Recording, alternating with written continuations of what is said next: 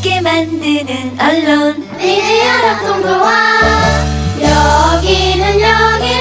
여기는 국민TV.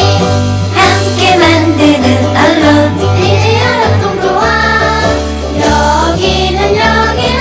여기는 국민TV.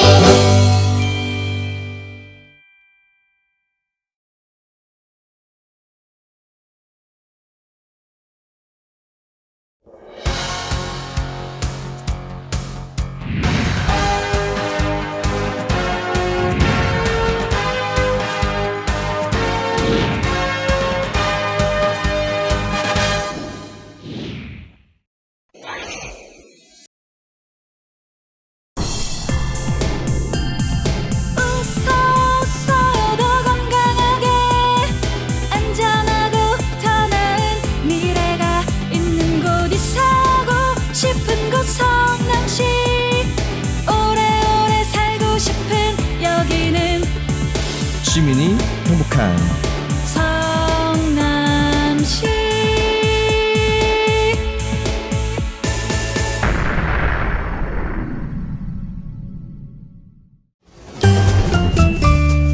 귀로만 듣던 국민TV의 팟캐스트를 이제 보이는 라디오로 시작합니다.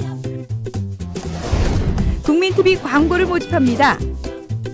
조합원과 비조합원 여러분, 자신이 속해 있는 기업과 사업체, 그리고 알리고 싶은 모든 것들 다 좋습니다.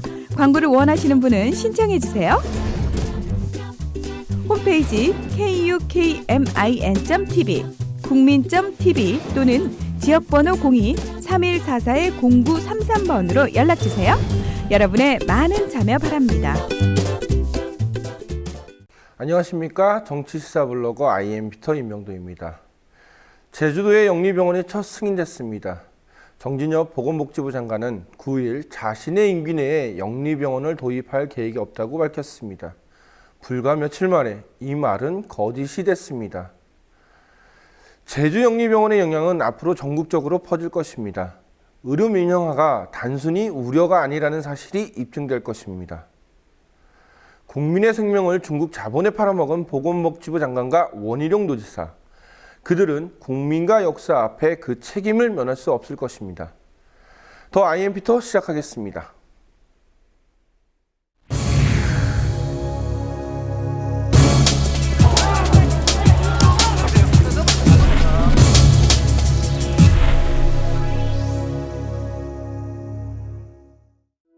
열다섯 개 주에 병원 71개를 갖고 있는 미국의 영리병원 그룹 헬스 매니지먼트 어소시에이트.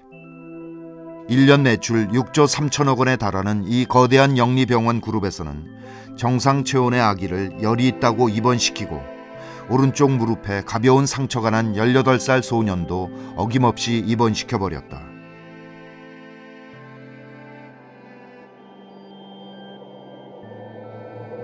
모두 비싼 입원비를 받아내려는 행태로 보이는데, 내부 고발자들의 증언에 따르면 의사들은 응급실을 찾은 환자의 20% 이상을, 특히 65세 이상 노인의 50% 이상을 입원시키라는 지침을 받았다고 한다. 목표량을 채우지 못하거나 지시를 거부하면 가차없이 해고당했다는 것. 이 병원은 지금 다른 대형 영리병원 그룹들과 함께 당국의 조사를 받고 있다. 불법 사기 행각으로 막대한 돈을 벌어들이는 미국의 영리병원. 도대체 왜 이런 일들이 벌어지는 것일까? 그 이유를 알기 위해서는 영리병원이란 무엇인지 이해할 필요가 있다.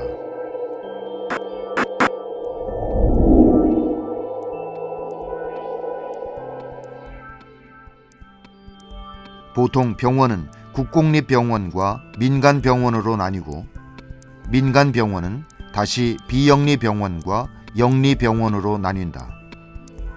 이 중에서 영리병원은 일반 기업체와 마찬가지로 이윤을 내는 게 목표이다. 주식회사이기 때문에 외부 투자도 받고 수익이 나면 투자자가 이익금을 가져갈 수도 있다. 이 때문에 미국 대형 영리병원의 최대 주주는 대부분 월스트리트의 사모펀드들이다. 돈을 굴려 돈을 버는 게 직업이다 보니 환자의 건강은 뒷전일 수밖에 없다. 미국의 영리병원이 물불을 가리지 않고 돈벌이에 나서게 된 것은 이렇듯 돈을 쫓는 사업가들이 병원 경영을 주도하기 때문이다. 미국의 의료비가 오늘날과 같이 비싸진 것은 이렇듯 수익을 최우선으로 생각하는 영리병원을 허용 발전시켰기 때문이고, 다른 한편으로는 선진국 중에서 유일하게 전국민 건강보험이 없기 때문이다. 그렇다면 우리나라는 어떠한가? 우리나라는 전 국민이 의무적으로 가입하는 국민건강보험이 있고, 병원은 법에 따라 비영리로 운영되도록 규정돼 왔다.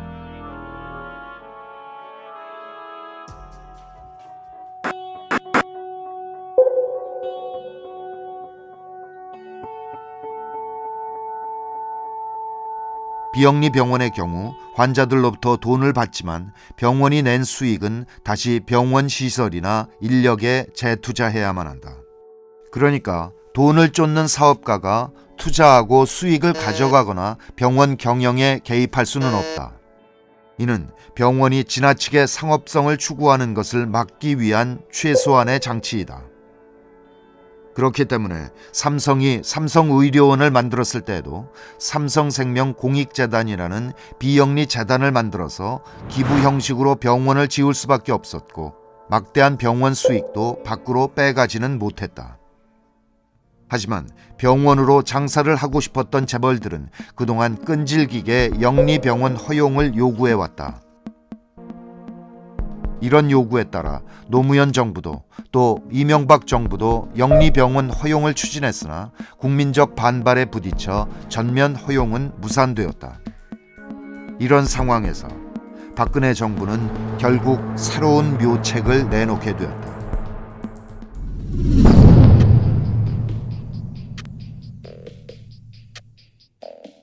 정부는 지난 12월 4차 투자 활성화 대책을 발표, 조만간 병원의 영리자회사 설립을 허용할 것이라고 밝혔다.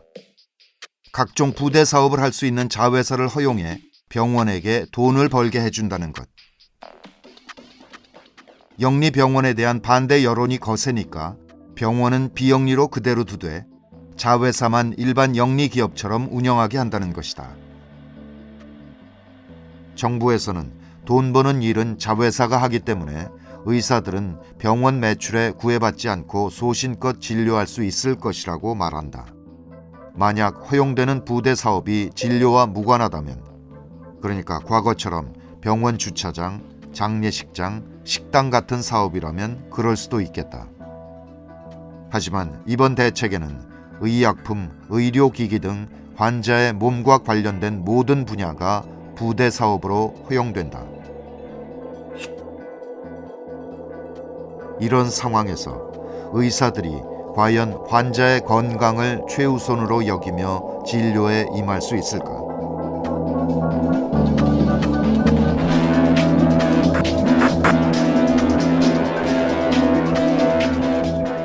영리 자회사가 허용되면 그동안 병원에 눈독을 들이던 투자자들은 드디어 자회사를 만들어 투자도 하고 수익도 가져갈 수 있게 된다.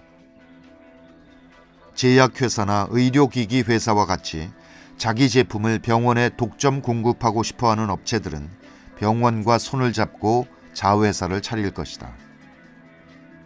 그리고 자회사의 수익을 높이기 위해 병원은 의사들에게 자회사 제품과 서비스를 판매하라고 시킬 것이다.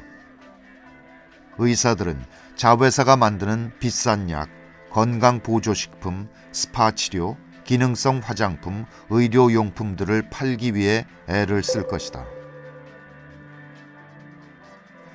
또한 자회사로부터 MRI 같은 비싼 기계를 납품받게 되면 그 기계값을 뽑기 위해 비싼 검사나 수술을 권장할 수도 있다. 지금도 대부분의 병원들은 의사 개개인이 올린 매출에 따라 성과급을 지급한다. 이 때문에 굳이 안 해도 되는 비싼 검사나 수술을 권하는 의사들이 많아지고 있다. 40~50만 원에 달하는 비싼 MRI 검사, 가급적 피해야 하는 관절 수술, 응급 상황에서만 실시해야 하는 척추 수술, 그리고 최근 문제가 됐던 갑상선 암 수술까지 의사보다 의학 지식이 없는 환자들은 속수무책 당할 수밖에 없다. 비싼 치료비도 억울하지만 각종 후유증과 의료사고의 위험도 심각한 문제이다.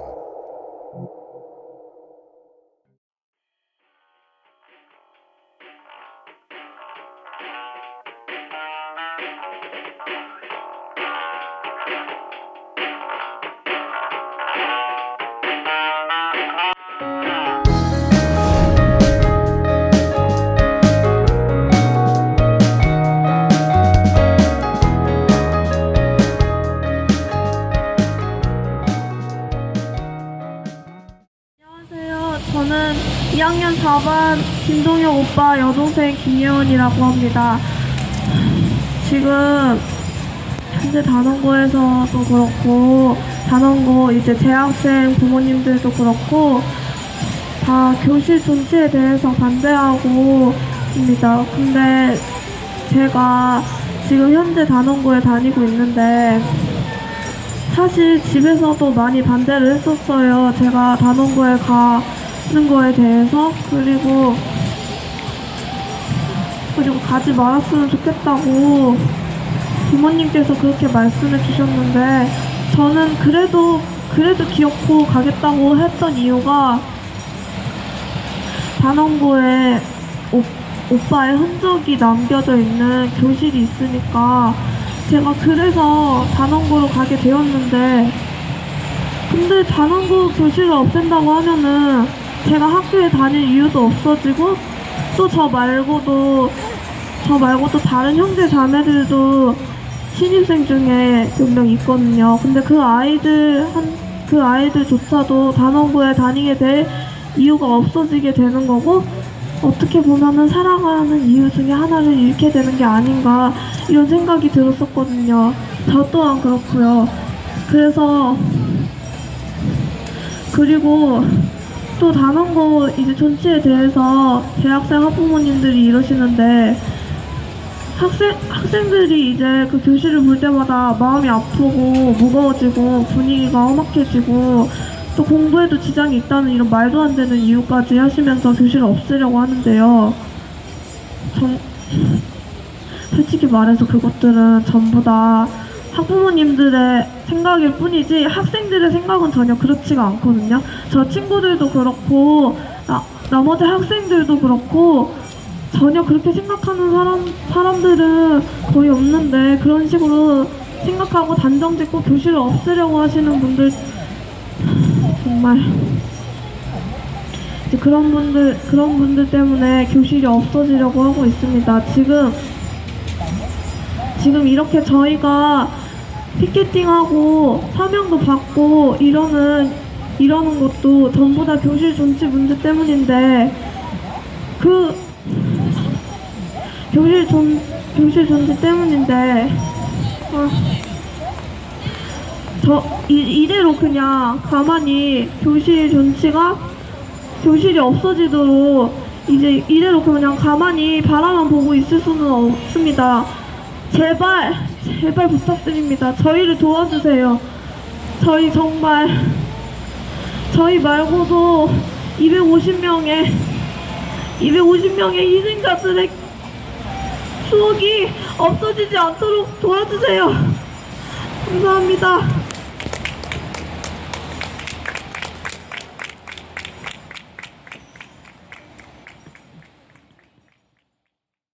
자, 오늘 영상 보고 시작했습니다. 네. 어떤 내용인가요? 네, 단원고의 그 희생자 학생인 김동혁 군이라고 있습니다. 네. 그 동혁 군의 동생이죠. 네. 친동생인 예원 양의 발언인데 지난 12일입니다. 안산의 중앙역이라고 있어요. 네. 그곳에서 이 단원고 희생자의 형제 자매들이 모여서 말 그대로 세월호 참사 희생자가 가장 많이 난 이 단원고 교실을 계속 유지해야 한다는 일종의 서명전과 그리고 뭐라고 얘기해야 될까요? 홍보전? 이렇게 말할 수 있을까요? 이게 기억을 그러니까 누군가의 보통 우리가 네. 그 아이들이 그 집을 떠나도 엄마 아빠는 그 방을 다 안 치우거든요. 왜냐면은 그 방을 통해서 그 아이를 기억하고 평생 그 아이의 모습을 간직하고 싶은 마음 때문에 그런데 지금 단원고 같은 경우는 학생이 굉장히 많이 희생됐는데 이거는 당연히 존치돼야 되는 거 아닌가요? 그렇죠. 그 부분입니다. 지금 우리 피터가 부모의 입장으로서 일단은 잘 말씀을 해주셔요. 저도 세월호 취재를 계속해서 유지를 하면서 예를 들어서 뭐 예진 양이라든지 세월호 희생자들의 이제 집을 몇 번 방문을 했어요. 그때마다 모든 그 방들이 다 그대로 유지되고 있어요. 물론 부모라서 그렇기도 하지만 그런데 가장 중요한 세월호 희생자가 250여 명의 학생들이 간 그 단원고에서 지금 가장 문제가 되는 게 단원고 이 교실 자체를 없애버리겠다는 게 지금 가장 큰 문제가 되고 있거든요. 이 때문에 지금 예원 양의 경우도 이제 고등학교 1학년이에요. 오빠인 동혁군이 2학년 때 참사를 당했으니까 동혁군이 가고 나서 입학을 그렇죠. 한 거죠. 입학을 한 건데 오빠가 희생됐음에도 불구하고 단원고에 입학을 강행을 했습니다. 원래는 사실은 이제 오빠를 볼 수 있는 추억이 있기 때문에 오히려 그 학교를 안 가고 다른 학교로 입학하는 게 정상이 아닌가요? 보통은? 그렇죠. 그렇게 볼 수도 있어요. 그러니까 어찌 보면은 선택을 할 수 있어요. 단원고도 굳이 단원고를 안 가고 오빠가 공부했던 곳이기 때문에 아픈 추억이 있잖아요. 그쵸. 그렇기 때문에 부모님도 만류를 했어요. 동혁군과 예원 양의 부모님도 가지 말아라. 주변에서도 왜 거기 단원고를 가느냐 이렇게 얘기를 했는데 갔어요. 우리 영상에서 방금 봤듯이 예원 양이 이런 말을 했습니다. 단원고에 오빠의 흔적이 남겨진 교실이 있기 때문에 나는 단원고를 갔다. 왜? 내가 공부하는 그곳에서 오빠의 흔적을 느껴야만 하기 때문에 자기가 단원고를 가는 그 이유들이 하나가 어찌 보면 단원고를 선택한 그 이유가 가장 살아야 할 그 살아가는 이유를 확인할 수 있는 곳이 이 단원고이기 때문에 갔다는 거예요. 이 상황에서 무슨 더 이야기를 해요? 이게 어떤 사람에게 어떻게 다가오느냐는 그 뭐 말에 따라서 틀리겠지만 저는 이 아이가 굳이 사실 사춘기 때 오빠와 여동생 그렇게 사이는 좋은 건 네, 아니지만은 그건 맞습니다. 굳이 오빠의 기억을 추억하겠다는 이 아이의 마음은 뭐냐면은 제 생각은 그래요. 지금 사회가 점점 세월호에 희생된 그 아이들을 자꾸 잊어가고 잊으라고 얘기를 하니까는 자기만이라도 그 오빠를 기억하고 싶다는 그 마음이 아닐까 생각이 됩니다, 저는. 그러니까요, 맞아요. 지금 어찌 보면은 이 예원 양이 했던 발언 중에 그러니까 지금 세월호 교실을 단원고 교실을 없애야 된다는 그 이유가 되고 있는 게 어찌 보면 재학생 부모님들이 남아 있는 학생들에게 정신적으로 피해가 가고 공부에 방해가 된다는 이유를 대고 있어요. 그러면서 이건 이제 재학생 부모들의 입장이고 그리고 이제 교육청에서 단원고 측에서 이야기하는 바는 신입생들이 들어올 때 교실이 부족하다는 이런 외형적인 이 두 가지 이유를 지금 대고 있어요. 근데 일단은 교실이 부족한 문제는 일단은 차치하고 이건 뒤에서 이야기를 하고 재학생 부모님들과 일부 재학생들이 이야기하고 있는 그 이제 정신적인 피해 부분 있잖아요. 근데 이 예원 양의 이런 발언을 들었을 때 앞으로 예를 들어서 단원고에 계속해서 직접적인 이제 동생이 될 수도 있고 아니면 친척이나 사촌이 될 수 있는 친구들이 계속 들어오잖아요. 이 사람들이 단원고에 그걸 모르고 들어올까요? 아니잖아요. 저는 그 생각을 해요. 그러니까 이게 그러니까 분명히 재학생 부모의 말도 충분히 일리가 있습니다. 다 이해가 가는데 그 안산이라는 부분에서 우리가 지난주에 이제 용혜인 학생이 왔을 때 그 얘기를 했거든요. 자기가 안산에 살기 때문에 거리로 나설 수밖에 없었다. 그 말은 안산에 산 사람이라면 이건 사실 그 우리 시대에 평생 잊지 못할 어떤 사건이거든요. 그렇다면 방금 얘기하신 것처럼 그런 단원고 자체는 그 세월호 참사랑 딸래야 뗄 수 없기 때문에 그걸 우리가 인정하는 것부터 그러니까 사고를 인정을 하고 그 다음에 우리가 뭔가 얘기를 하고 대화를 해야 될 필요성이 있다고 저는 생각을 합니다. 네, 맞습니다. 지금 가장 중요한 게 우리가 잊지 않겠습니다라는 말 있잖아요. 네, 그렇죠. 그런데 잊지 않겠습니다는 말을 작년에 그렇게 참사가 일어나고 나서 지금 이제 600일 이제 700일을 향해 또 가고 있는데 과연 600일이 지나서 700일을 가고 있는 이 시점에서 다시 한번 이 잊지 않겠습니다라는 말을 스스로 또 저버리는 거 아닌가? 그냥 단순히 이 교실 문제부터요. 비단 이것뿐만 아니라 지금까지 우리가 다 반출을 했을 때 용산 참사 일어났던 남일당 건물 현재 지금 주차장이죠. 그리고 대구 지하철 참사 났던 곳 흔적도 없이 사라졌죠. 그리고 그 전에 뭐 예를 들어 뭐 있을까요? 경주의 마리나 리조트도 마찬가지고요. 네, 그렇죠. 아무것도 기억되는 게 없어요, 우리나라는.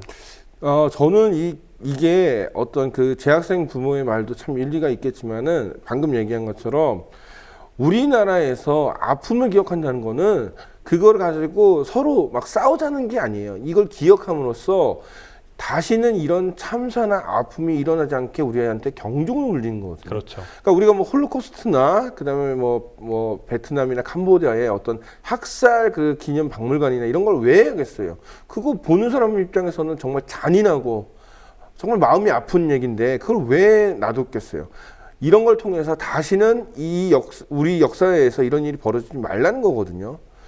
저는 지금 이 단원고 교실에 책상이나 그 칠판이나 그 주변으로 많은 그런 얘기들을 쓰고 그 남아있던 그 흔적들이 있다고 생각합니다. 근데 그 흔적을 꼭 보존해야 될 필요성이 있다고 주장하는데 이거를 옮기는 순간 이거는 다 기록이 소멸되는 거예요. 그렇죠. 그리고 지금 말씀대로 단원고에 가면은 교실이 10개예요.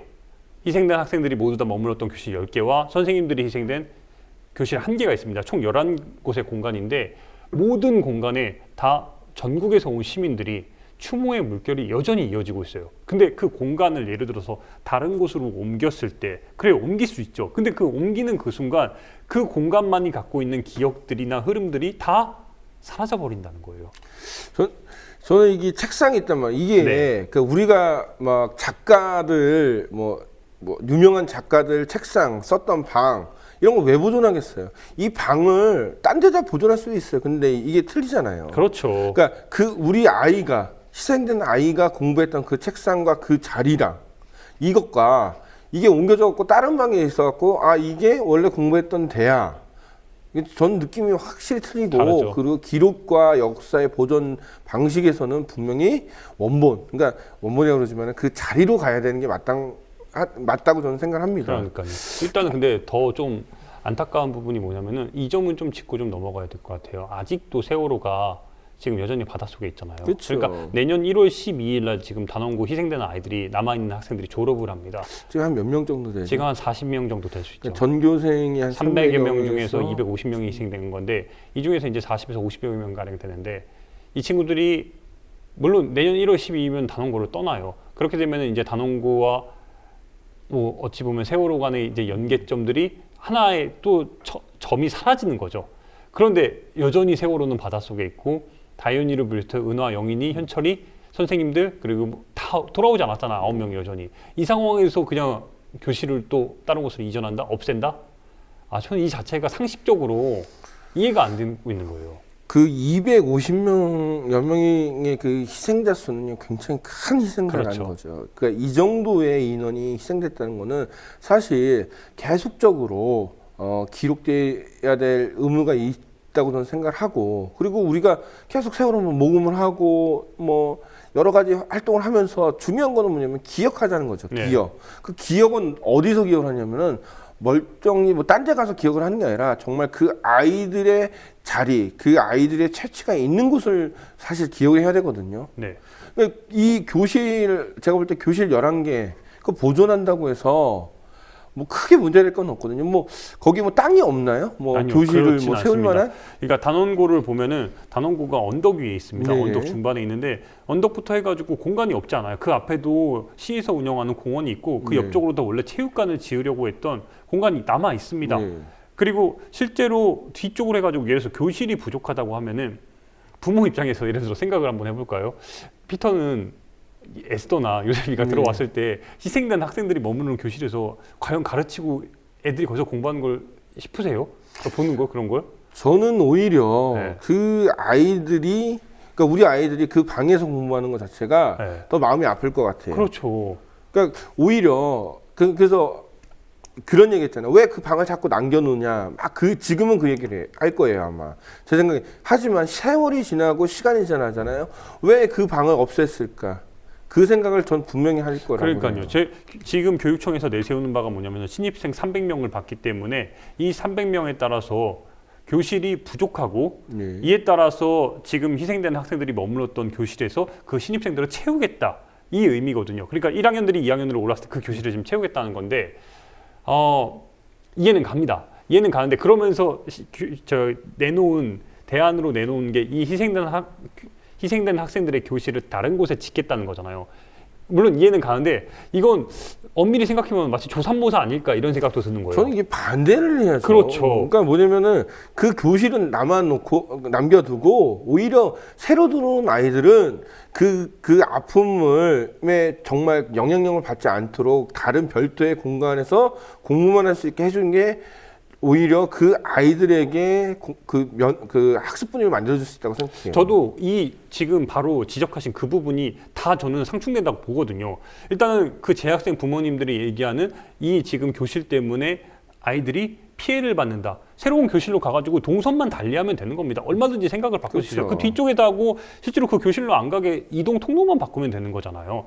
예를 들어서 그리고 저 새로운 교실 기억 저장소를 어차피 남길 거면은 새로운 곳에 어차피 예산을 쏟아부는 건데 교실이다 만들면 되는 거잖아요. 그러니까 굳이 그 기념관을 만들 필요 없다고 생각해요. 왜 굳이 돈을 들여서 그렇게 해요? 그러니까 제 생각에는 지금 들어올 아이들한테 더 좋은 교실을 주고 지금 남아있는 거 그 자체만으로도 항상 이렇게 그 기록이라는 건 자꾸 훼손하면 안 되니까 거의 덧칠을 하면 안 된다고 저는 생각해요. 그러니까요. 이게 저는 정말 이해가 안 가는 게 왜 이 자체가 논란이 되고 있는지조차 이해가 안 가요. 논란이 될 수 없는 부분인데 자꾸 논란을 만들고 그 논란이 되기 때문에 진짜 우리가 기억해야 될 부분에 대해서 되게 이제 흐리멍텅해지는 그러니까 이슈 자체가 굉장히 흔들리는 이렇게 되고 있다고 보거든요. 그 엄마들은 이 교실을 없애는 거에 대해서 어떤 생각들을 좀 하고 그러니까 있나요? 어머니들을 많이 만났어요. 이날도 제가 인터뷰를 가가지고 아침에 일부러 그 희생자 안주현 군이 있습니다. 네. 주현 군의 어머니 김정혜 씨를 직접 만나서 인터뷰를 하고 왔는데 부모 마음은 다 똑같은 것 같아요. 그러니까 일단은 주현 군의 자리에서 어머니랑 인터뷰를 했는데 일단 이 상황이 너무 말이 안 되고 어머니로서 부모로서 할 수 있는 그런 부분들 있잖아요. 교육청에 가가지고 수원까지 월요일날 금요일날 가가지고 1인 시위를 하고 그리고 시민들에게 알리고 문제는 시민들이 모두 다 이 세월호 참사 진상규명했을 때 세월호 특별법 만들었을 때랑 비슷한 반응을 보입니다. 정말로 열과 성을 다해서 지지를 해줘요. 이 자체가 이렇게 논란이 되고 있다는 거에 대해서 굉장히 놀라워하면서 그러니까 지금 제 생각에는 엄마들이 거기에 아이들의 그 어떤 흔적과 자리가 남겨진 건 두 가지인데 하나는 엄마의 마음이겠지만 두 번째는 우리가 사회적으로 그렇죠. 어떤 역사를 기록하는 그러니까 이 시대의 역사를 기록하는 보존의 차원에서 우리가 이거는 또 봐줘야 된다고 봅니다. 일단 지금 피터 말씀대로 두 가지 의미를 우리 어머니도 자연스럽게 체득을 하시더라고요. 그 의미가 무엇인지 조금 긴 인터뷰지만 네. 보면서 그리고 나서 다시 한번 짚어보도록 하겠습니다. 지금 주연이 자리에 앉아 있어요. 네, 맞아요. 주연이가 공부했던 자리예요. 주연이가 꿈도 이루지 못하고 간 자리예요. 지금 보면은 이렇게만 봐도 이 책상 위에 얼마나 많은 꽃들과 사진들이 지금 주연이 비단 주연이 자리뿐만 아니라 여기 주연이 분단은 다예요, 지금. 네. 순수한 아이들이었거든요. 근데 왜 이런 아이들을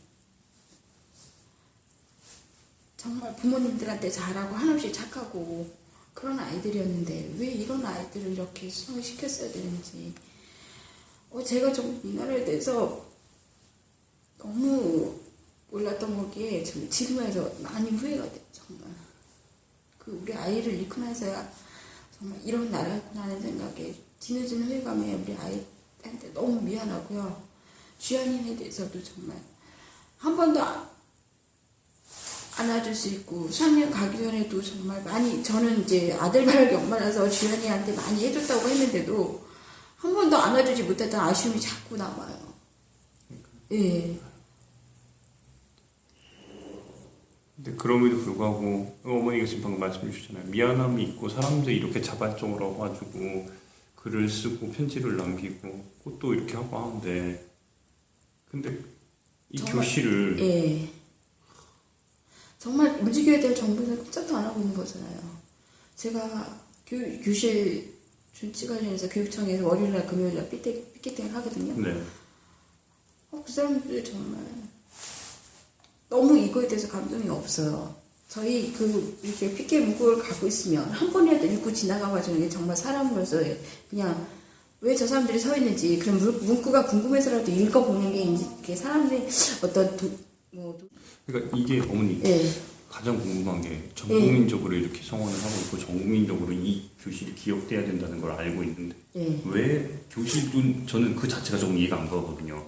어떻게 이게 문제가 그러니까 교실 존재 자체가 문제가 되는 것 자체가 좀 이해가 안 가는데 이게 역사의 현장이잖아요. 솔직히 너무 우리나라 당연한 거죠. 예, 당연한 거죠. 우리나라 지금 역사상 지금 역사의 현장을 기억한 곳이 몇 군데나 있다고 생각하세요? 정말 상품백화점 그 자리에 아파트 줬잖아요. 네. 전부 다 기억에서 덮으려는 노력밖에 안 하잖아요. 정부에서는. 지금 그게 제일 문제인 것 같아요. 이 자리도 솔직히 저희가 졸업이 1월 12일이거든요. 졸업하고 나면 정말 이 자리에서 그렇다고 후배들이 공부할 줄 아세요? 솔직히 그거 아닌 것 같아요. 제 생각에는. 정말 이 자리는 다른 걸로 이용을 한다든가 그런 생각을 하려고 그렇게 이용을 하겠지 절대로 이 자리에서 공부를 안 한다고요. 왜 그러면 아이들의 지금 뭐라 그럴까 아이들이 이렇게 사고를 당한 희생을 당한 그런 자리라고 생각을 했기 때문에 다른 부모들도 이 자리가 그렇게 탐탁지 않게 생각하는 부모들도 많은 거라고요. 근데 왜 교실을 없애는지 저는 이해가 안 가요. 없애려고 하는지. 근데 들리는 이야기로는 예. 약간 생존 학생 부모님들이나 아니면은 여기 이제 들어오는 단원고 이제 1학년 지금 2학년일 때 예. 부모님들이 조금 요구가 있다 이런 말도 있고. 네, 그런 거예요. 지금 솔직히 얘기해서 자기네들이 제가 아까 지금 방금 드린 게 그런 취지예요. 이 교실을 없애서 그분들이 여기 와가지고 공부를 한다고 하려고 하지 않아요. 솔직히 얘기해서. 근데 이 교실을 없앤다는 건 정부편에서 자기네들과 함께 하려고 하는 것밖에 더 안 되는 거죠. 자기네들이 정말 다른 이 학교에서 어떤 행정상 그 행정을 따라가려고 하는 거고 추경 교장 선생님도 저희한테 뭐 맨 처음에는 호의적인 것처럼 와서 얘기하시더니 지금은 뭐 거의 운영위원장이나 뭐 이런 분들과 한테소리 돼가지고 전혀 저희 이 말에 기울이려고 하지도 않고 진상규명 관련해서도 그렇고 예 특조위 관련해서도 네. 예. 지금 부모님들이 생업 다 전폐하고 지금 이렇게 네, 나서고 있는데 맞아요. 어찌 이 문제까지 이렇게 왜 부모들이 나서겠어요? 정말 아이들을 위해 싸울 수 있는 사람이 부모들밖에 더 있겠어요? 누가 부모 아닌 사람들이 이런 걸 위해서 발벗고 나서겠냐고요. 그렇기 때문에 부모들이 생업까지 다 접어가면서 지금 아이들을 지키려는 노력을 하는 거죠. 근데 지금 정부 측에서도 그렇고 저희 아이 그동안에 뭐 배보상이나 이런 걸로 인해 가지고 저희 부모들도 그렇게 뭐 갈라놓고 그러더니 급기야는 교실까지 마저 이렇게 한다고 생각을 하니까 정말 참담하죠. 제일 서글프고 지금 어머니 말대로 지금 가장 참담한 사실이 예. 아니 결국에는 사람을 막 돈으로 갈라놓고 예. 이런 문제로 지금 막 예. 가르고 그렇죠. 얼마나 진짜 몰지각한지 파렴치하고. 근데 그 전에 뭐 대구 지하철 사건 당하신 분들이 와가지고 미안하다고 그 얘기를 하시면서 정말 자기네들이 싸웠어야 됐는데 못 싸워서 이렇게 됐다 나라가 그 말이 진짜 다가오더라고요. 이제는 정말 그 전의 사건이 다 돈으로 무마가 됐기 때문에 여기까지 왔던 것 같아요. 나라의 현실이. 근데 이 단원고등학교만큼은 어른들이 생겼다면 솔직히 저희들도 이렇게까지는 싸우지 않았을지도 몰라요. 그렇지만 피 같은 내 새끼들을 이렇게 벌어놓고서 부모들이 어떻게 가만히 있겠어요. 솔직히 저희 19박 20일 도보도 하고 그랬지만 그 피나는 도보에 부모들 많이 뭐 허리 나가고 다리 나가고 다 나가요. 근데도 그거 참고선 갈 수 있었던 이유는 우리 아이들 희생이 너무 오랬기 때문에 그런 거예요. 다른 거 없었거든요.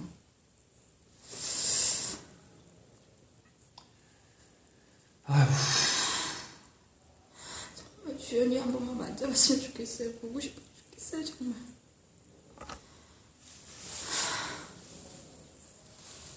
우리 애가 뭘 잘못했길래.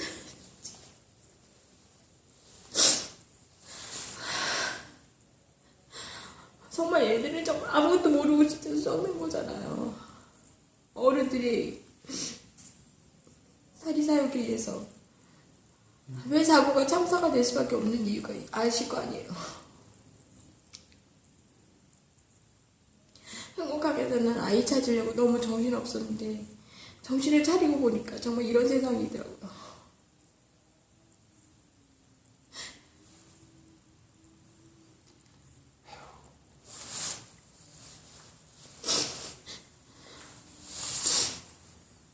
엄마가 해준 봐줄 수 있는 게 너무 없고.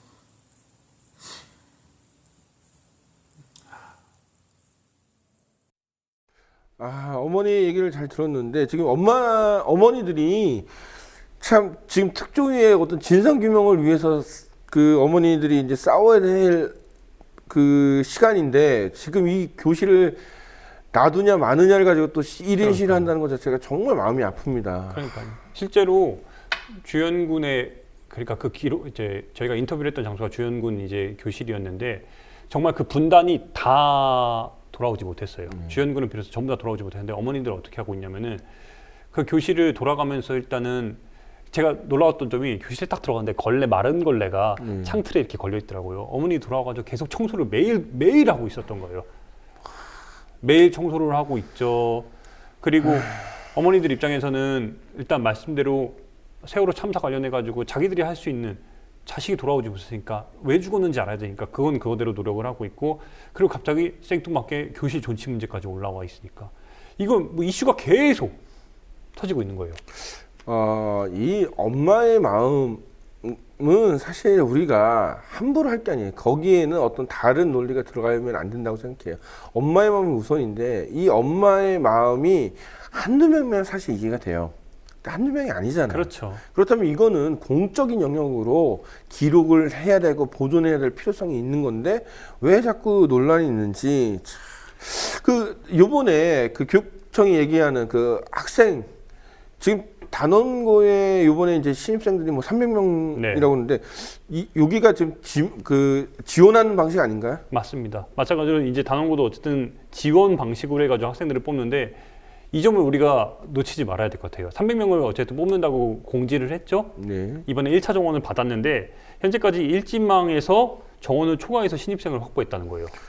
그러면 이게 지금 단원고에 이제 학생이 계속 몰린다는 건데 이 몰리는 이유가 뭐 이 학교가 굉장히 좋아서인가요? 아니면은 정말 이 세월호 참사 이후로 그들을 기억하기 위해서 일부러 단원고로 지원한 건가요? 그러니까 두 가지가 일단 맞물리긴 했어요. 그러니까 단원고가 뭐 학교가 좋다 나쁘다 이 평가보다 단원고가 이번에 세월호 참사 계기로 혁신학교로서의 뭔가 새로운 변화를 모색하고 있는 것도 사실이에요. 그리고 경기도 차원의 지원도 계속 이루어지려고 하고 있어요. 그런데 어쨌든 세월호가 지금 여전히 바닷속에 있는 상황에서 이 지원하는 학생들이 그리고 지원하는 학생들의 부모들이 단원고가 세월호와 연계가 안 돼 있다고 생각을 아무도 안 하잖아요. 내가 단원고 출신이라고 말하는 순간 전국에 어디를 가도 다 알잖아요, 누구나.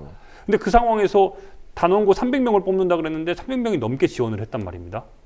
이 의미는 과연 이 교실 존치 여부 문제와 상관없이 이미 사람들에게 크게 제가 볼 때는 새로 들어온 신입생들에게나 부모들에게는 교실 존치 여부는 그렇게 크게 문제가 없다고 생각하거든요. 그러니까 이 아이들은 이미 그 세월호 참사가 단원고랑 그 연관성이 있다는 걸 다 알고 그럼에도 불구하고 온 거라고 저는 생각을 해요. 그걸 다 이길 수 있다고 생각을 했으니까는. 그럼 그런 결정에 따라서 당연히 그 결정을 존중해주고 그 아이들이 공부할 수 있게 별도의 공간에서 좀 더 나은 방식으로 저는 오히려 그 교실을 존치를 하고 그 교실이 부족한 공간에 좀 더 좋은 그 수업을 받을 수 있도록 그러니까 후배들이 돼야겠죠. 그 후배들을 그 뭐 양성할 수 있는 장학금 제도를 하겠다고 하면은 제가 볼 때 희생자 어머니는 당연히 기꺼이 그 뭐 참여를 하실 것 같은데 이거는 세월호 희생사의 학생들의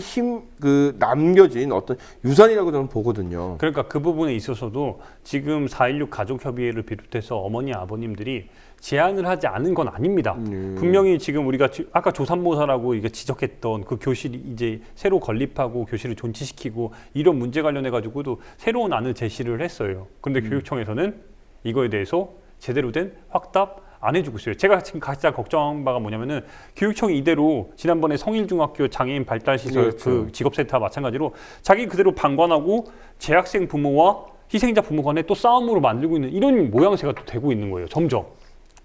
그러니까는 을끼리의 싸움을 자꾸 그 유발시키는 정말 이건 간교함이거든요. 그렇죠. 그러니까 교육청이 그 개별적으로 엄마들을 만나고 전문가들을 만나고 그다음에 역사학자들이나 이런 사람들을 만나고 다 다 만나서 자체적으로 그 용역을 해서 끝내야죠. 그리고 지금 저는 이거 자체가 이미 교육청의 어떤 담당자가 사전에 다 이걸 끝냈어야죠. 벌써 지금 당장 신입생이 있는 상황에서 가만히 결정도 지켜보겠다. 안 해놓고서는 연구도 안 해놓고서는 지금 와서야 교실이 부족하다. 교실이 부족한다면 당연히 대부분의 사람들은 또 야 지금 죽은 애가 중요하냐?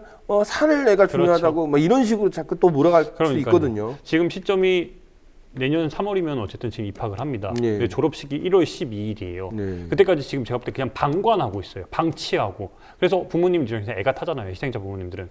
교육청에 가서 시위를 계속하는 겁니다. 그런데 그냥 지나가요. 그러니까 지금 이런 문제도 어느 언론에서도 지금 얘기를 하지 않는 거잖아요. 네. 그러니까 세월호 참사 터지고 나서 교실에는 그렇게까지 맨날 기자들 쫓아가요.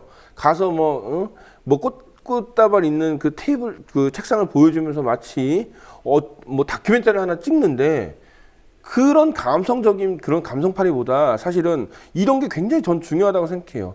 자기들이 편할 때는 감성을 이끌어내고 막상 정말 시스템과 법제화된 문제가 딱 돌출됐을 때는 나몰라라 하고 정말 막 화가 납니다. 화가 나는데 그렇죠. 이게 지금 우리가 이런 논의 자체 한다는 것 자체도 정말 웃기고 한번 생각을 해보세요. 우리가 어떤 박물관에 갔을 때 홀로코스트 뭐 아니면은 우리가 예전에 뭐 초등학교 교실에 다시 갔을 때 자기가 어렸을 때 했던 뭐 낙서를 보는 순간에 정말 그 기억이 추억이 굉장히 커지거든요. 지금 엄마 아빠들은 나중에 10년, 20년, 30년이 지나도 그 교실에 가서 그 아이들의 채취를 맡고 싶어 그렇죠. 하는 거죠. 이거를 옮기는 순간에는 반감이 되고 전 제일 걱정이 뭐냐면 혹시라도 지금 교육청이나 이런 데서 지금 강제 철거해갖고 뭐 그냥 다 화물차에다 그냥 다 때려 붓고 어디다 그냥 처박아 놓을까나 지금 그러니까요. 걱정이 지금 되거든요. 그 부분이 솔직히 제일 우려가 됩니다. 그러니까 설마 일단은 뭐 이게 설마 하다가 근데 이게 이제 다 당했거든요, 우리가. 그런데 이제 지금 한 가지 믿는 바는 그러니까 저는 믿고 싶은 바는 교육감이 이재정 교육감이잖아요. 네. 그나마 이제 새정치연합이라고 그래도 좀 우호적이라고 생각하는 그 교육감인데 지금 어머니 말을 빌리자면은 연락을 해도 잘 연락을 안 받는다고 그렇게 하고 있어요. 그러니까 굉장히 이 부분에서 해결을 해달라 이야기를 하는데 안 받고 있다 이런 식으로 지금 이야기를 하고 있거든요. 물론 그 부분 좀 더 확인을 해봐야 되지만 강제 철거 자체는 일단은 안 될 거라 믿어요. 근데 1월 12일이 어쨌든 기한이잖아요. 월요일입니다.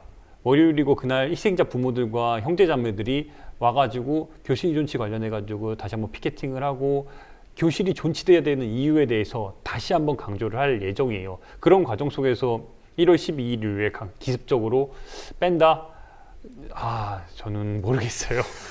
이 부분에 대해서 네. 우리 더 IMP2랑 국민 TV가 좀 끝까지 이걸 좀 막았으면 좋겠습니다. 저는 제가 이제 글을 쓰는 사람이고 기록에 대해서 중요성을 인식하고 있는 사람이라서 그런지 몰라도 이거는 단순하게 어떤 그 감정의 문제가 아니라 이거는 우리 시대의 역사거든요.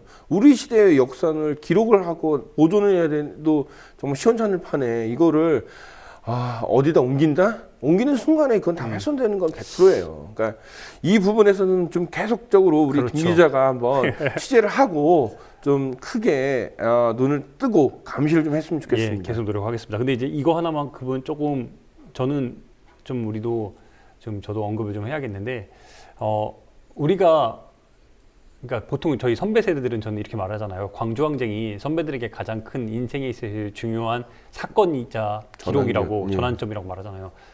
저는 저를 비롯해서 제 플러스 마이너스 10년 세대들은 전부 다 세월호 참사가 그 기록이라고 저는 그 사건이라고 보거든요. 저도 마찬가지고요. 저도 제 인생을 나눌 때 세월호 전과 후로 나눌 수 있는데 이 기록 자체가 한번 생각을 해보면 광주 관련된 기록이 아무것도 제대로 된 게 없어요. 망월동 그렇죠. 무역도 신무역을 만들었지만 구무역 이렇게 제대로 된 기록이 없고 그런데 이 기록마저도 이렇게 너무너무 서글픈 거예요. 감정을 전이하고 싶지 않은데 인터뷰를 하면서도 눈물을 흘리면 안 되는데 또 다시 눈물이 나고 그 학생들이 남아있는 부모들이 와가지고 전국에서 놀랐던 점이 뭐냐면 그날 인터뷰를 하는데도 부모님들이 그날도 익산에서 한 부모가 자기의 자녀 2명을 데리고 와가지고 토요일 날 오전 11시에 제가 인터뷰를 했는데 그 시간에 자발적으로 와서 그 교실들을 다 돌아보는 거예요. 왜 오셨냐 했더니 이유는 하나예요. 이 공간, 아이들이 희생된 공간을 모두 다가 잊어가지만 우리 아이들에게, 내 지금 자녀에게 보여주고 싶었다. 이 상황, 이 의미가 도대체 무슨 의미겠어요? 그러니까 예. 우리가 역사의 흔적, 역사의 기록이라는 거는 단순하게 놔둔다고 해서 보존되는 게 아니라 이런 부분에서 우리가 지키려고 하는 노력이 좀 필요하다고 생각을 합니다. 네. 우리가 잊지 말자고 했으면 잊지 말아야죠. 그냥 단순하게 머릿속에서 잊지 않겠다는 그런 상상이 아니라 실체를 좀 잊지 않도록 우리가 좀 지켜나갔으면 좋겠습니다. 앞으로 1월 12일 비롯해서 제가 요 교실 관련된 문제는 우리 피터에서 네. 정말 좀 적극적으로 계속해서 소식 전하도록 하겠습니다. 네, 그래갖고 만약에 이재동 교육감이 협조를 안 하면은 정말 우리가 많은 사람이 좀 나서갖고 정말 교육청 앞에서 시위를 하더라도 정말 아니면은 새정치연합에 찾아가서라도 우리가 이것만은 꼭 지켜냈으면 좋겠습니다. 예, 오늘 나와주셔서 고맙습니다. 네, 고맙습니다.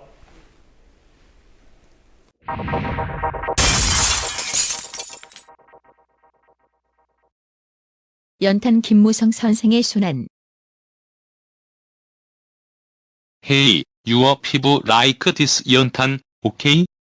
깔깔깔깔. What? Pardon?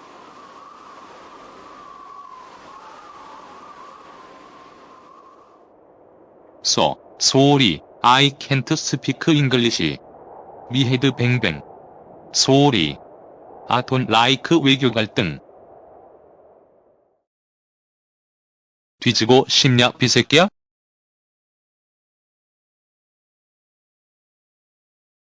연탄 김무성 선생의 순환.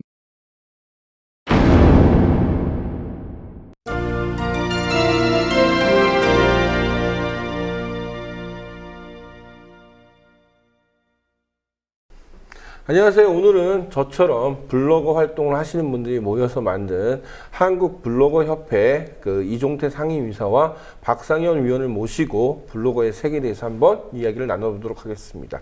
자, 이종태 상임이사님, 네. 간단한 자기소개 부탁드립니다. 네, 저는 한국블로거협회 상임이사를 맡고 있는 이종태입니다. 개인적으로는 디지털로그라는 IT 전문 블로그를 운영하고 있고요. 그 디지털 로그는 디지털과 아날로그의 합성어로 디지털이 꿈꾸는 아날로그 세상, 조금 뭔가 그 디지털에 묻혀서 딱딱한 이런 세상을 좀 아날로그적인 감성으로 풀어내는 그런 블로그를 현재 운영하고 있습니다. 디지털 로그. 이름 좋아요. IMP터보다 훨씬 좋으신 것 같아. 뭔가 의미가 있고. 우리 박상현 의원님. 네, 안녕하세요. 저는 한국블로거협회 위원을 맡고 있는 박상현입니다. 저는 대학생이고요. 그 다음에 저도 IT 블로거를 운영하는데 저는 컴퓨터 하드웨어를 위주로 운영을 하고 있습니다. 오늘 아침에 제 서울에 본가에 있는 컴퓨터가 맛이 갔어요. 파워가 안 들어와. 언제 한번 봐드리도록. 고맙습니다. 이래갖고 수리비가 굳군요. 근데 보통 협회에 젊은 친구들이 이렇게 어떤 위원이나 이런 거 맡는 일은 거의 없지 않나요? 보통은 그렇죠. 근데 블로그라는 그 미디어 자체가 사실 어린 학생부터 그 다음에 나이 드신 어르신까지 누구나 자기 그 생각을 담는 공간이기 때문에 저희 블로거협회는 그 나이나 어떤 직업에 상관없이 열정만 가지고 협회의 어떤 그 협회를 기반으로 블로그를 좀 발전시킬 수 있는 그런 생각만 가지고 계시면 누구나 참여하실 수 있는 그런 협회입니다.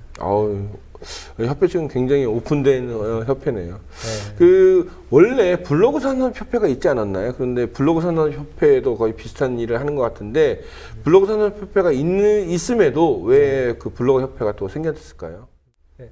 우선 그 블로그 산업협회와 블로그협회의 차이점을 알려면 두 협회의 설립 주체인 발기인을 이해해야 하는데요. 먼저 블로그 산업협회는 홍보 대행사들이 중심이 돼서 만들어진 협회이고 그 한국 블로거협회는 순수 블로거들이 중심이 되어서 만들어진 협회입니다. 그러면은 이제 블로그 산업협회는 말 그대로 이제 기업이 이제 주가 되는 거고, 그렇죠. 그다음에 블로거 협회는 정말 개인적인 사람들이 그렇죠. 모여서 만든 협회다. 네, 맞습니다. 그럼 좀 하는 일이 좀 약간씩 다른가요? 궁극적으로는 뭐 인터넷 그 산업 발전의 기치는 동일한 것 같습니다. 다만 이제 그 산업협회가 생각하는 그 방향과 저희 블로거협회가 생각하는 방향은 조금 다른 것 같습니다.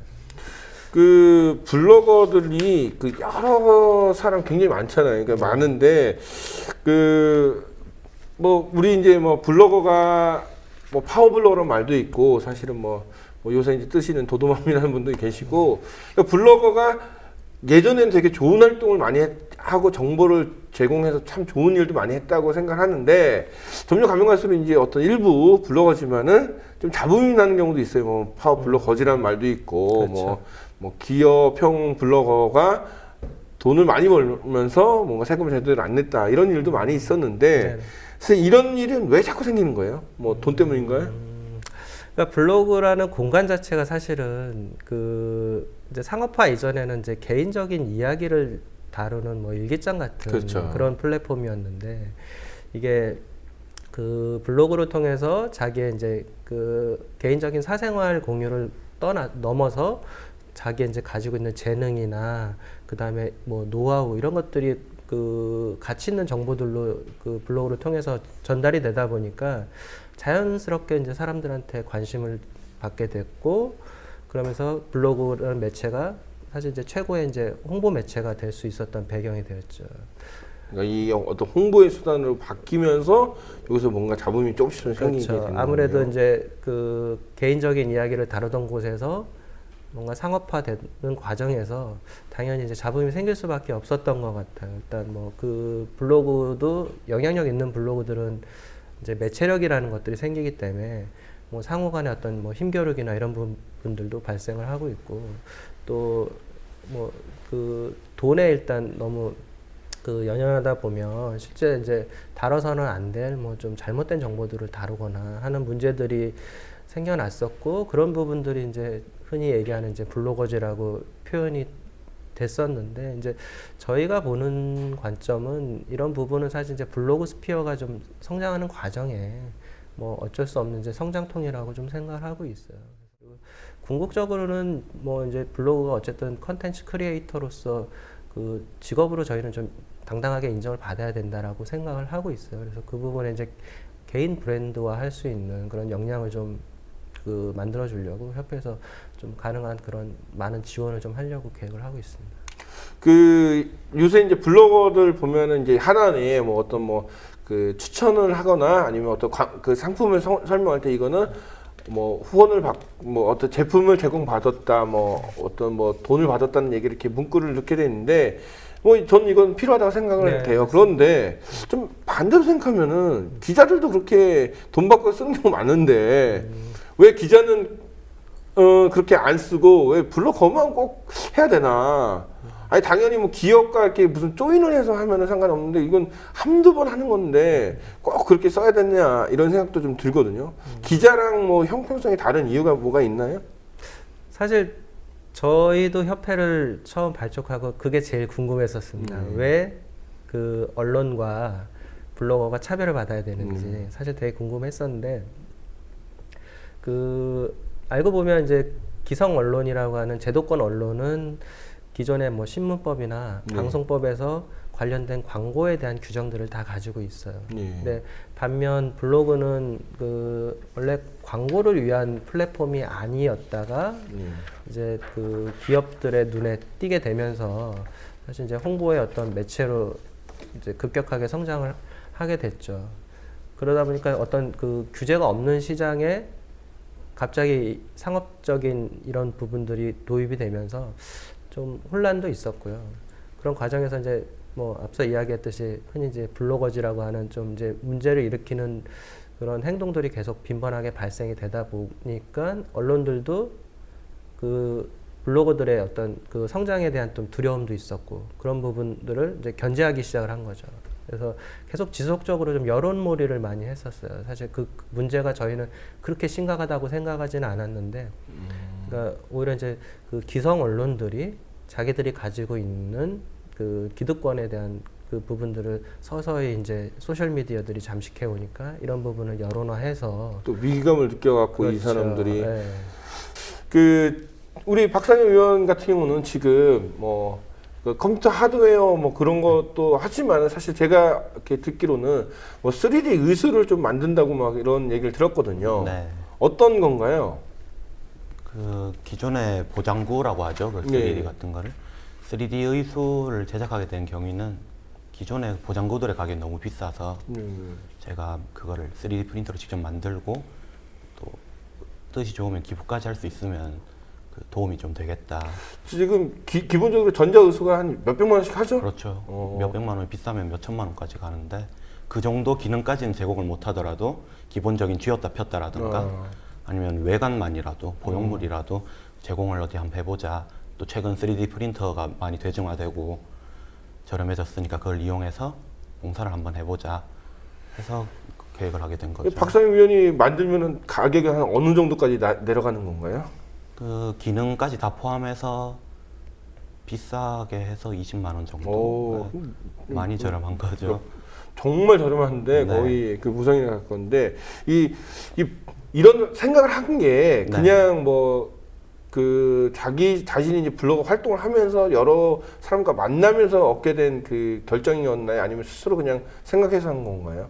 사실 스스로는 이런 생각조차를 아직 못했을 거예요. 근데 이런 협회를 통해서라든가 블로그를 통해서라든가 많은 사람들을 접하게 되고 또 그 사람들 중에서는 저보다 훨씬 더 많이 알고 또 더 넓은 시야를 가지신 분들이 많단 말이에요. 그분들이랑 같이 소통을 하다 보니 제 시야도 넓어지게 된 거죠. 저도 이제 블로거를 이제 좀 꽤 오래 하면서 되게 만났던 분들인데 되게 각계각층이거든요, 사실. 근데 이제 그 각계각층에 있는 사람들이 조금씩 이제 블로거에서 1인 미디어로 이제 진화되는데 1인 미디어라는 게 아직까지도 저도 참 어디 가서 이제 천대받고 막 무시당하기 일쑤였는데 조금씩 이게 좀 많이 좀 바뀌고 있지 않나요? 지금 요새 이제 그 사회적인 분위기가 전반적으로 이 관공서에서도 1인 블로거지만은 1인 미디어라고 하는 사람들한테 대하는 게 조금씩 많이 바뀌고 있는데. 네. 일단은 지금 1인 미디어 뭐 과거에는 이제 블로거라고 했지만 뭐 최근에는 뭐 소셜 미디어 1인 미디어라고 이제 통칭하기도 하는데요. 일단 그 1인 미디어 영향력을 가장 많이 인정하고 있는 곳은 중앙부처와 그 모든 지자체들이죠.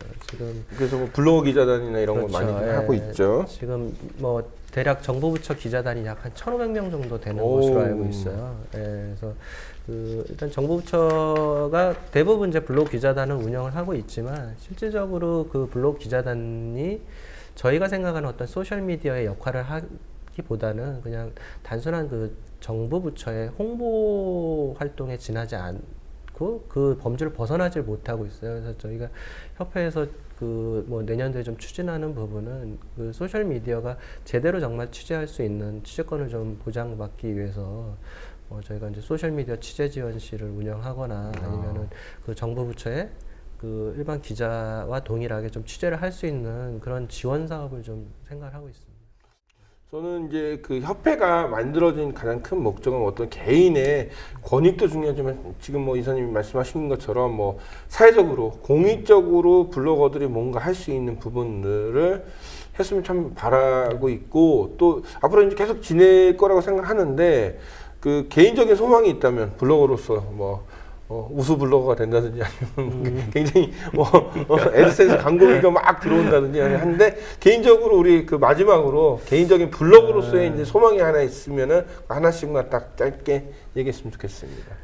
저는 그 올해로 블로그를 딱 12년 했어요. 강산이 변했군요. 네, 그렇죠. 진짜 강산이 변했는데 근데 그 블로그 판은 변하지 않은 것 같아요. 사실 그 개인적으로 정말 블로그를 오랫동안 하면서 되게 많은 것을 경험했는데 꼭 하나 뭐 개인적으로도 그리고 또 협회의 일원으로서 정말 꼭 이루고 싶은 거는 이 블로그라는 미디어가 당당하게 직업으로 좀 인정받는 그런 좀 사회가 됐으면 하는 바람이고 또 협회는 그런 방향으로 가기 위해서 뭐 최선을 다해서 노력을 할 계획입니다. 예, 박 의원님께서는 정말 개인적인 건데 네. 저는 이제 제품 리뷰 같은 걸 할 때 제 사비로 다 구입을 해서 리뷰를 하거든요. 남들은 돈도 받고 그다음에 물건도 받는데 네, 저는 굳이 제 사비로 구입을 해서 리뷰를 하는데 그런 쪽에 대한 청년 블로거라든가 신규 블로거라든가 에게 도움이 될 만한 그런 일들이 많았으면 좋겠어요. 그런 일들을 협회 차원에서도 제가 적극적으로 지원을 할 거고, 진짜 개인적으로는 제 블로그에도 그런 일이 좀 많았으면. 우리 대통령께서 이제 청년실업 하는데 이것도 블로그도 청년들이 좀 많이 해서 1인 아까 얘기했듯이 창작 지원 센터나 이런 걸 통해서 정말 아까 얘기했던 직업으로서의 어떤 그 당당한 군인이 좀 됐으면 좋겠습니다. 사실 이제 블로거가 개인적인 영역에서 이제 앞으로 이제 공적인 영역, 그리고 많은 사람들 또 공적인 그 시선으로 바라보고 있는데 그러니까 사회가 바라보는 만큼 우리 블로거들도 좀 공적인 영역에서 최선을 다하고 또 그만큼 또 책임감을 좀 다하는 정말 그 책임 있는 블로거들이 좀 많이 양성이 좀 됐으면 좋겠습니다. 오늘 나와주셔서 고맙습니다. 네, 감사합니다. 교수신문이 뽑은 올해의 사자성어는 혼용무도입니다. 혼용무도는 나라 상황이 마치 암흑에 뒤덮인 것처럼 온통 어지럽다는 뜻입니다. 혼용은 어리석고 무능한 군주를 가리키는 혼군과 용군이 합쳐져 이뤄진 말로 각박해진 사회 분위기의 책임을 군주, 다시 말해 지도자에게 묻는 말입니다. 이승환 고려대 교수는 혼용무도를 추천한 이유를 다음과 같이 밝혔습니다. 메르스 사태로 온 나라의 민심이 흉흉했으나 정부는 통제하지 못한 무능함을 보였다. 중반에는 삼권 분립과 의회주의 원칙이 크게 훼손됐다. 후반기는 역사 교과서 국정화 논란으로 국력의 낭비가 초래됐다. 대한민국이 힘든 근본적인 원인은 박근혜 대통령이었습니다. 더 IM부터 시청해주신 조합원과 시청자 여러분 고맙습니다. 국민TV, 국민라디오 그리고 뉴스케이를 응원하시는 분들, 미디어협동조합 조합원 가입으로 힘을 실어주십시오. 그리고 기존 조합원분들은 월조합비 납부 신청을 해주시면 감사하겠습니다. 조합원 가입과 월조합비 납부 신청 문의는 홈페이지 국민.tv 또는 서울전화 3144-7737로 연락주시면 됩니다.